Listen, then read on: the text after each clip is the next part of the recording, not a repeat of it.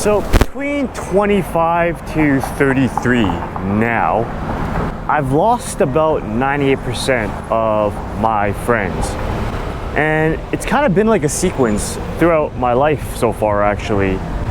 Back in high school, when I was a teenager, until my early 20s, I would say that I grew apart from a lot of my friends back then. And then from my late 20s to now, that's when I started to consciously make a decision to have some people as friends and to have some people not as friends. And in my 40s, 50s, and 60s, there is one scenario that I am pretty fearful of, and I'm going to talk about that a bit later. But for now, let's actually go back to how things were when I was a teen. It's rush hour right now, and I'm waiting for the railway by myself. Kind of like a loner, and I've always been kind of a loner ever since high school started. I don't know when it changed actually, because in grade school I actually had friends. That sounds so horrible to say. I actually had friends where after school we'd hang out, we'd go ride bikes, play basketball, play Yu-Gi-Oh! And high school, that is when everything changed. And from Vancouver, where I grew up, how it worked is from kindergarten to grade 7, as we call it. That is grade school. There is no such thing as middle school. And from grade 8, which is freshman, to grade 12, which is a senior, I think, that is high school. So basically, in our neighborhood, we had around 5 to 8 grade schools with around like 500 students each. And they would all funnel into these 2 high schools in the neighborhood, each with around 2,000 students to make up that 4,000 students. But yeah, that was kind of my upbringing. Ever since high school started, I've just been more alone than having friends to hang out with after class. So I think it was definitely grade 8 or 9 when things changed. I was targeted by bullies when I entered high school, and at the time I didn't even realize I was being bullied actually. I just know that our classes were split into day 1 and day 2. I hated going to day 2 classes because that's where all the bullies were, and the nights before day 2, I was anxious going to bed because I have to see those a-holes the next day. And that's why I think that when you enter high school, the hierarchy is set, and I was at the bottom of the hierarchy.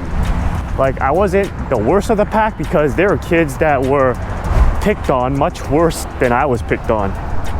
But the friends that I had in grade school were no longer there. So everybody from my grade school, we kind of just split up and went to different schools. So I had to make new friends, and I called them my school friends because I really only saw them in school. We didn't hang out after school, after classes. I didn't have anyone to hang out with after school or on weekends, and while people were going out with each other after school, getting boba, you know, going to malls, going to movies, underage drinking, I didn't do any of that. What I did was I went home and I played video games and watched a lot of anime, and of course that did not help with improving my communication with other people. So fast forward later on, when I became an adult, communicating with new people was very, very difficult because I just didn't know what was cool, what was trending, what was popular. When people get on these discussions about music artists, I didn't know any of them because I listened to Japanese anime music. So I always was just that silent guy, because it's not that I didn't have anything to say, it's just that I was scared that what I would say would make me look weird in front of other people. So when I entered college, man, I was starting from a very disadvantaged vantage point. So I got really lucky in college because I made a tight group of friends that we still chat with each other today. And it's called Sexy Bras and Grills, which consists of like 13 people, and a bunch of it is are guys, and there's one girl, lucky her. But you know, I credit it to these guys that really helped me get out of my shell. I learned a lot hanging out with them. It was my first time getting drunk with them, first time smoking weed with them, and we still chat to this day. But you know, as we've graduated, we've all found jobs, we've all moved on with our careers. You know, some of us found partners, some of us got married, some of us bought homes, and some of us moved out of the city like I did. And because we move on with our lives, we just naturally grow apart. So I can say with accuracy that it was 28 years old when I started waking up, because that was the time when I had a near-death experience and a heartbreak at the same time that brought me to rock bottom. But up until that point, I was just taking anyone who came into my life as friends. And I met a lot of these friends at events, and you know, we go to the same dance event, and when we go to dance events, you end up hanging out with each other, and unconsciously you start accepting each other's values and beliefs. So my values and beliefs rubbed off on them, theirs rubbed off on me. Now throughout most of this time, I was very much heavily involved into West Coast swing dancing. But here's the thing about dancing. I really found myself surrounded by a lot of dancers who I felt were just going to these events as an escape because they don't want to deal with the problems in their lives, just like I was. It really felt like everyone had a mess of a life, and when you combine those two people with a mess of a life in a relationship, it becomes a pretty toxic relationship. And I discovered that there were a lot of polyamorous relationships in West Coast Swing, to my surprise. And up until that point, I didn't even know what polyamory meant. So that's what I learned about polyamorous relationships. And it's very different when you're coming from a traditional Chinese culture where monogamy was highly valued. You know, it is a huge taboo to be in a divorce or have an affair. It's shameful not to yourself, it brings shame to your entire family name. And I think that is the crux of being an ABC, which I think is Asian born Canadian. If you're from America, it's ABA, Asian born American, because you grow up with Western values, but those Western values also conflict with the values of your immigrant parents if you're first generation. And I think due to that, that's when a lot of confusion came up in my life, which I really didn't know how to deal with. And I think because of that conflict, it was really hard for me to date during those formative years, because there were a lot of girls in dancing, but a lot of them were a mess, like I was. But there was also another thing that held me back, and that was my traditional values that I was raised with, you know, from Chinese culture. And I didn't really acknowledge that until later on when I realized all this, because although I met a lot of women, they were messes, doesn't mean that I didn't get with any of them. And when I did, I just feel empty inside, just laying out there in bed staring at the ceiling, thinking, what the heck am I doing here?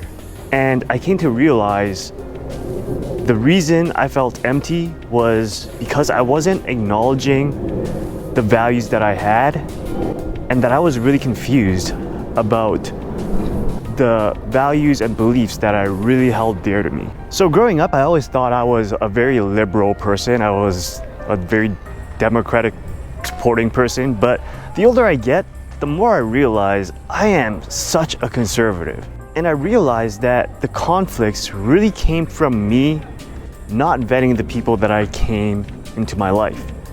So I spent the last 3 years just vetting current and new friends, and sad to say, I had to let go 98% of the people. By letting go, I mean, you know, just distancing myself from them. So much so that I moved states. I moved from DC to Texas because I had groups of friends that really were focused on going out late, partying, having fun, which I didn't want any part of anymore. I wanted to find a partner, you know, do some homesteading, have some animals, raise some kids. That's the kind of life I ultimately decided I wanted to have. But I found that finding people that want the same kind of life that I just mentioned, with the homesteading, the partner, the kids, it's much harder to find than I thought. So today I vet a lot of people in my life. It's just a lot of people don't belong in my life, and neither do they belong in yours. And I think it really starts from knowing what you want your life to be like. A lot of what is promoted in mainstream media today is hedonism. I mean, we have Drake, we have Chris from Mr. Beast himself, and P. Diddy. These are the kind of people we're idolizing instead of Jesus. You must not make any idols. Don't make any statues or pictures of anything up in the sky, or of anything on the earth, or of anything down in the water. Don't worship or serve idols of any kind. Exodus 24:5. I'm not getting preachy. I'm just trying to get you to pick the right idols and influences, which includes your friends. And ever since college, I have always hung out with an older crowd. Like, the friends I would have around me would always be 10 years older than I am. And that was great in itself, because it allowed me to observe what life would be like 10 years in the future. It allowed me to take a look at the decisions they were making and the consequences of those decisions. And that was a lot of the reasons for why I left DC, because they say DC is a very transitory place. You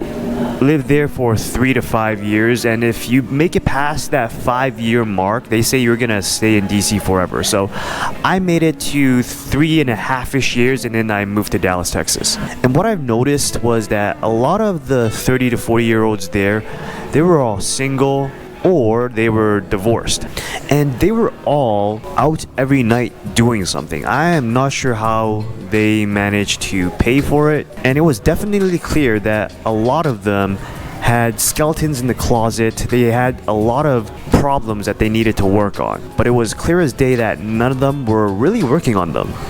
So guys, if you are on TikTok, Instagram, or YouTube, and you're wondering what sort of content on there are popular because you're making content in order to promote your business, then let Buzzwall HQ help you with that. Just put in a search term on our app, and we will find you content that are performing based on your search term. And you can learn more about it at buzzwallhq.com.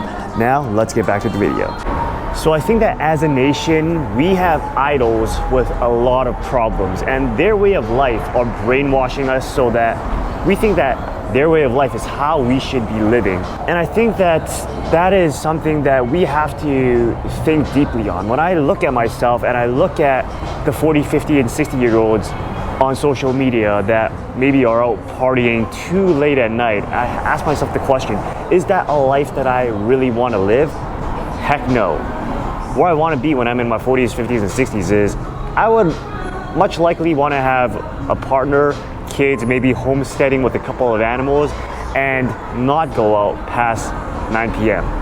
Though I think that would be a for sure of not going out past 9 p.m. because I don't even do that today. But I just wanted to say that it is so easy to get lost on what your vision is and have someone else's vision replace your vision of where you actually want to be. And I think that not a lot of people give that idea much thought or enough thought. But for now, let's go back to what I mentioned at the start of this video. Let's talk about what I'm most fearful of in my 40s, 50s, and 60s. I wonder if they throw parties in that. So I have a friend who's about 10 years older than me, and I've gotten the chance to meet some of his friends that are the same age as him, and I learned about their stories. They grew up together, and as they were growing up together, they would have went out and gotten drunk, partied together in their early 20s.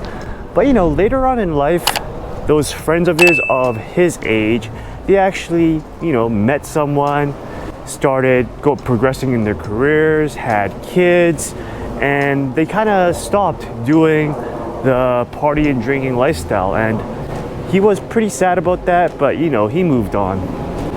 It's all part of growing apart, like I mentioned earlier.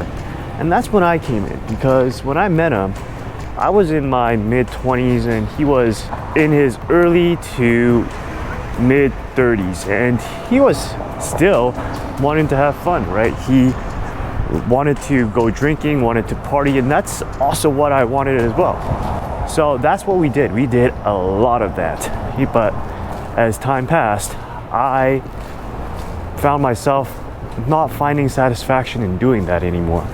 So that's when I moved from DC to Dallas, just to get away from people who wanted to do more of that lifestyle. So right now we're kind of growing apart, and that's okay, because he found another friend who is also a friend of mine, and he is right now at the age that I was. He's in his mid-20s, and that's what he wants to do.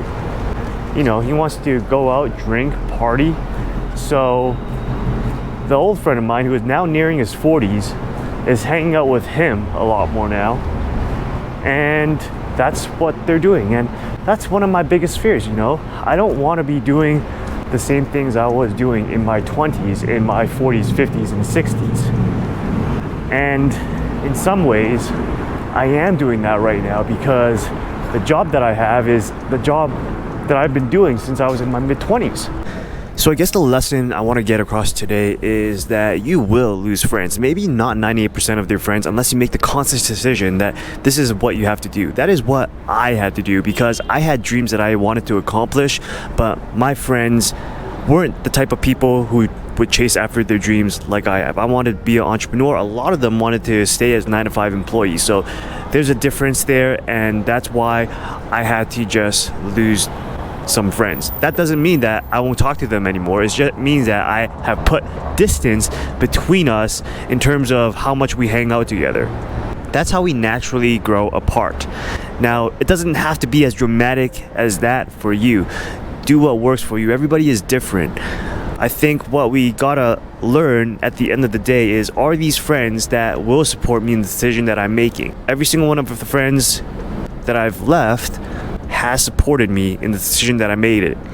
Even though it was a hard decision, they understand that I had to do this. So we can meet up later and have drinks, even though I don't drink anymore, and there would be no bad blood. But if you have a friend that holds you back and they question you about what you're doing and disagree with you, maybe that is a friend that you don't need anymore. Maybe that is a friend that would bring a lot of profit if you actually lost them. I just wanted to make the point that losing friends is normal, and it's not anything to be hung up about. Now, if you like this video, you might like this other video that I did right here, so go check that out right now.